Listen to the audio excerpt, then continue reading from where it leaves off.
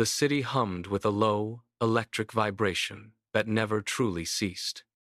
It was 2 a.m. Wei stood at the intersection of two major avenues, the only person left on the sidewalk. Above him, a massive neon sign flickered, casting rhythmic pulses of harsh light across the wet pavement. Each flash turned the puddles into jagged mirrors of artificial color. The air held a sharp, metallic chill. Wei remained perfectly still. He listened to the distant drone of a late-night delivery truck and the rhythmic drip of condensation. The city felt vast, indifferent, and hollow. He looked up at the towering glass monoliths surrounding him. There was no movement, no life, only the oppressive weight of the concrete and the relentless buzz of the city grid. He did not blink. He was waiting for something. Though the street offered nothing but shadows and the cold, Wei pulled his phone from his pocket. The screen flared, blindingly bright against the dark street. He opened the app. A photo of a luxury car filled the display, polished metal gleaming under a sun he had not seen in days. The caption read, "Finally made it." Wei tapped the screen, his thumb hovering over the like button, but he did not press it. He switched to his banking app instead. The numbers were static, a small, stagnant figure that mocked the 14-hour days he logged every week. He looked back at the luxury car, then at the stack of unfinished reports waiting on his desk back at the apartment. A sharp, familiar ache bloomed in his chest, tightening his breath. 3 years of skipping meals, ignoring family calls, and chasing promotions that felt like smoke. Every milestone he had reached was a hollow victory, a box checked in a race he was losing.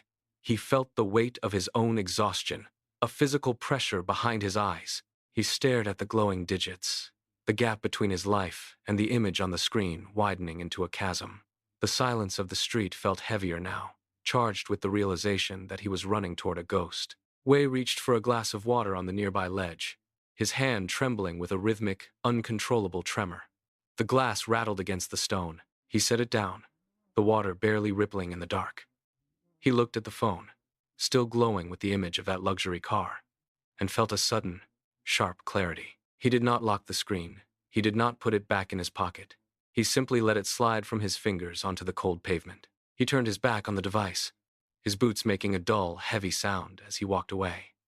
He bypassed the main thoroughfare, choosing the narrow, shadowed alleys. The air grew thinner and cooler with every block. The relentless hum of the city grid began to fade, replaced by the sound of his own steady, deliberate breathing. He moved past the towering glass facades, past the flickering neon, and into the gray, quiet zones where the skyscrapers finally gave way to open space. His pace quickened, not with the frantic energy of a man chasing a deadline, but with the focused momentum of someone fleeing a fire. He did not look back at the glowing horizon. He kept his eyes on the dark, winding path ahead, his shoulders dropping as the weight of the city began to lift. The pavement ended, replaced by damp, yielding soil. Wei slowed his pace as the city noise dissolved into a distant, muffled vibration. Ahead, the darkness deepened, shaped by the vertical lines of a dense bamboo grove. The leaves moved in the wind, creating a rhythmic, dry whisper. He stepped onto a narrow trail, his boots crunching softly on scattered gravel. The air here was different, smelling of wet earth and ancient wood. He walked deeper, the stalks swaying in unison, casting long, shifting shadows that danced across his path. He stopped. A few yards ahead, the trail widened into a small clearing. A stone bench sat beneath the canopy, and upon it, a silhouette remained perfectly still. It was an old man, his gaze fixed on the swaying stalks. Wei stood at the edge of the clearing, his chest heaving from the long walk. He waited for the man to acknowledge him, but the figure did not shift. He took a hesitant step forward, the gravel grinding under his weight. Yet the man remained motionless, his presence anchored to the earth. Wei stood only a few feet away, his lungs burning from the exertion of his long walk. He tried to mimic the old man's posture, planting his feet firmly on the gravel, but his muscles remained coiled, ready to spring. The silence of the grove felt like a physical pressure against his skin, demanding a response he did not have. He watched the old man's profile, searching for a sign of movement, a twitch, or even a blink, but the man remained as fixed as the stone bench itself. Wei's hands balled into tight fists at his sides, his knuckles whitening in the dim light. The contrast was too much. "How do you sit so peacefully?" he asked, his voice cracking, the the sound sharp and intrusive in the quiet grove. When there is so much to chase, when the world demands everything you have, how are you not running? How can you just sit there while everything else is moving? He leaned forward, his eyes searching the old man's face for a hint of turmoil, but found only a steady, unblinking focus on the swaying stalks. The old man did not flinch. He did not even blink.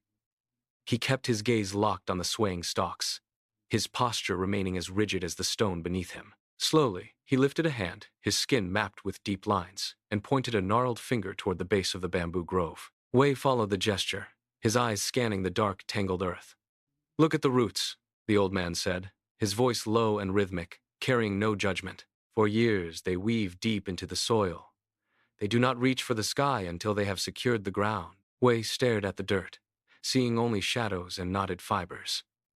The old man continued, his finger tracing the air above the hidden network. "There is no applause down there, no recognition, no status updates to broadcast their progress to the world.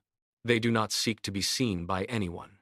They simply grow." Wei shifted his weight, his boots sinking slightly into the damp earth. He looked at the towering stalks above, then back at the hidden, silent foundation. The old man turned his head just enough to catch Wei's eye. "You look at the height of the bamboo and call it success. But the height is only the result of the work that happened in the dark." Wei felt the words like a physical blow. He stepped back, his boots scuffing the gravel, and balled his hands into tight, white-knuckled fists. "I have worked harder than anyone I know," Wei countered, his voice rising in volume, cutting through the rhythmic rustle of the leaves. "I have sacrificed everything. My time, my sleep, my connections. You talk about roots and silence, but the world doesn't reward silence. It rewards results." He paced a short, jagged line in front of the bench, his chest heaving. The old man finally turned. His movement was slow, deliberate, and entirely devoid of the frantic, twitchy energy that Wei carried in every limb. He looked directly at Wei, his gaze clear and steady, pinning him to the spot. "You are not exhausted from the work," the old man said, his voice cutting through the air with surgical precision. "You are exhausted from the performance." Wei froze, his breath hitching in his throat. The old man leaned forward slightly, his eyes unyielding. "You are trading your actual life for the image of a life. Every hour you spend chasing a promotion, you are merely building a stage for an audience that does not care if you survive the show. You are not living. You are performing." Wei looked down at his own hands. They were calloused, the skin rough from years of gripping keyboards and pens, yet he felt as though he had nothing to show for the effort. He turned his palms upward, watching them tremble in the dim light. "Then, what is real?" Wei whispered, the question barely audible against the rustling bamboo. The old man stood up. He did not offer a comforting gesture or a pat on the shoulder. He walked toward the edge of the grove, his movements fluid and unhurried. He stopped where the light from the city failed to reach. "Real is the quiet work you do when no one is watching," the old man said, his back to Wei. "Real is the peace you feel when you stop comparing your chapter 1 to someone else's chapter 20. He turned his head, his profile sharp against the dark stalks. "Stop building a monument for others to admire. It is a hollow structure that will collapse the moment you stop feeding it. Start planting seeds that only you need to see. They do not require an audience to take root. They do not need a status update to grow. They only need you to stop running long enough to let them breathe." Wei stood motionless for a long time. The bamboo continued its rhythmic swaying, a sound that no longer felt like a demand for his attention, but a steady pulse. He looked up at the stalks, then down at the dark, damp earth beneath them. He did not reach for his phone. He did not check the time. He simply turned away from the bench and began to walk. The gravel crunched under his boots, a slow, deliberate sound that matched his breathing. He left the grove and stepped onto the paved road leading back toward the city. The air grew warmer as the distance to the skyscrapers closed. He passed the streetlights he had once hurried under, but he did not quicken his pace.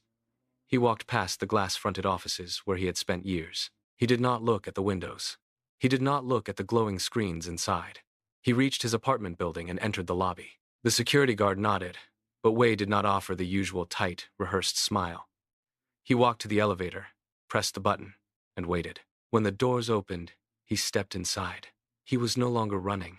He was no longer chasing a ghost or performing for an invisible audience. He walked to his door with the steady, grounded rhythm of a man who had finally stopped trading his life for an illusion. He unlocked the door, stepped inside, and left the city's frantic noise on the other side of the threshold.